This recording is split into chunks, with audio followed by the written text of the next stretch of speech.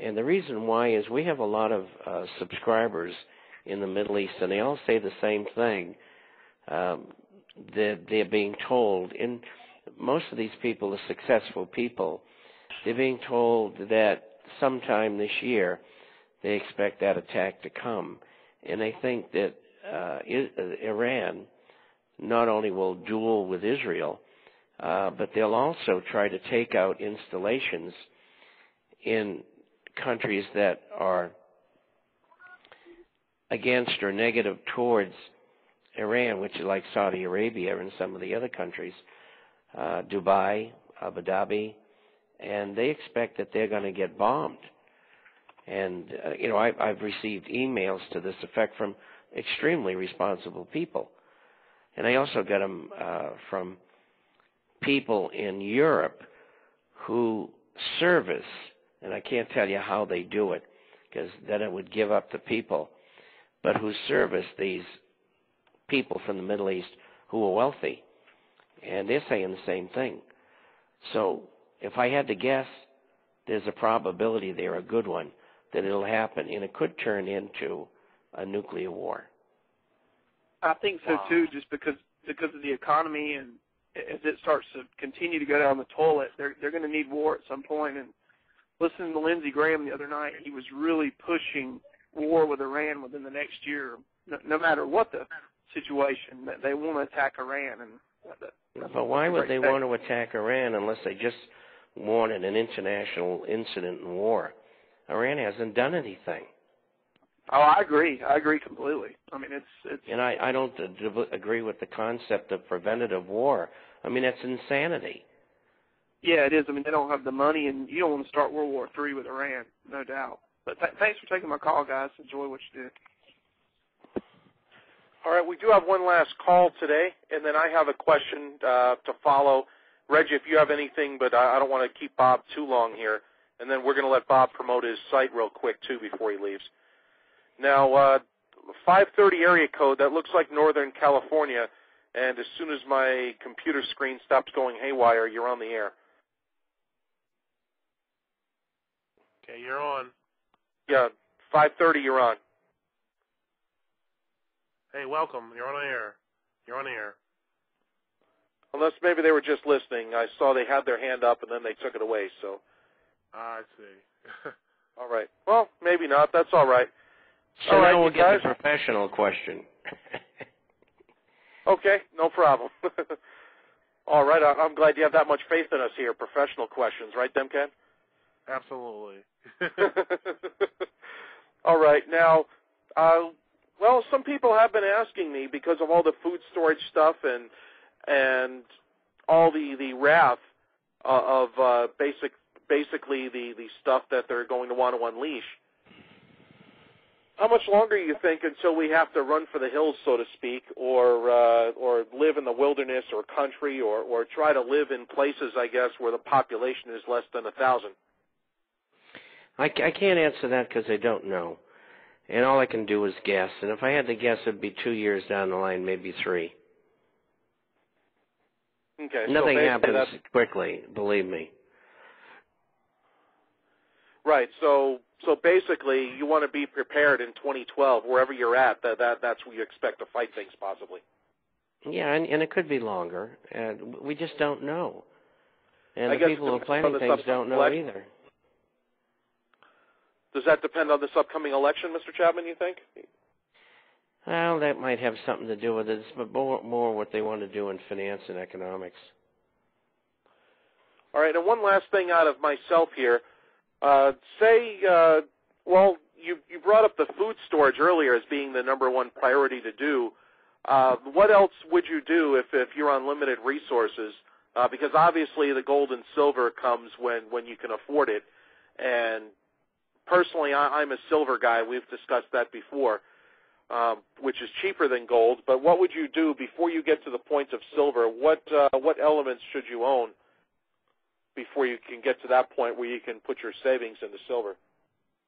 Well, I again, dehydrated and freeze-dried foods, and a filter, and if possible, an AR-15 or an AK-47, and make sure you get 10 clips with each weapon and 1,000 rounds of ammo, which will last you about 4 to 5 minutes in a firefight. Most people don't realize what it's like. They haven't been there. Right. If they think 100 rounds is going to do them, they're going to be sadly mistaken. Yeah, because that's something I have to work on. I only have about 500 something myself. And I think, if children are in the family, if they're 12 years old or older, they should be trained to be able to defend their family, whether they're boys or girls. My kids started at 4.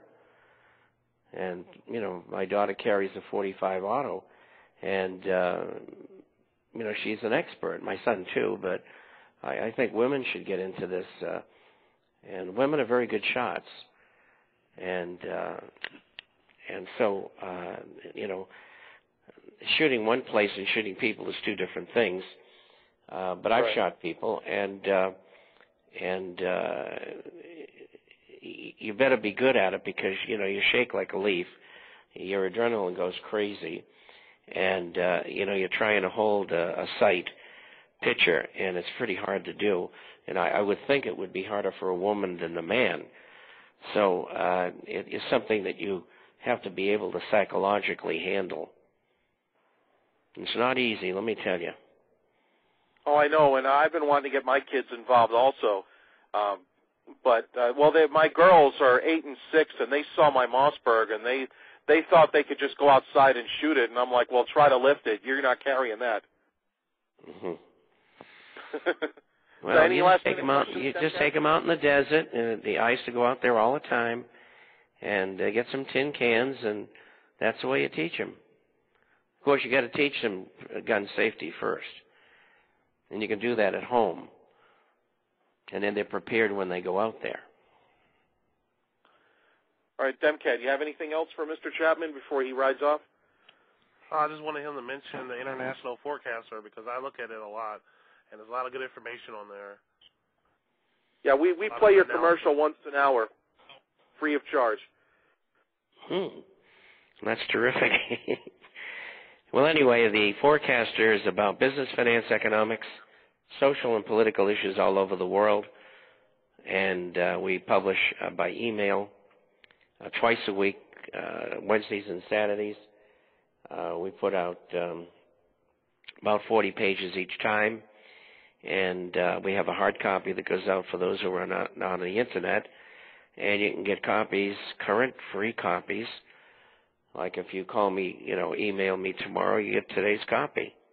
Tomorrow morning's copy, actually, because they put it into the ether around midnight, 1 o'clock this morning, because it's we don't get hassle from the servers. But anyway, you can get it by going to theinternationalforecaster.com. The International FORECASTER.com.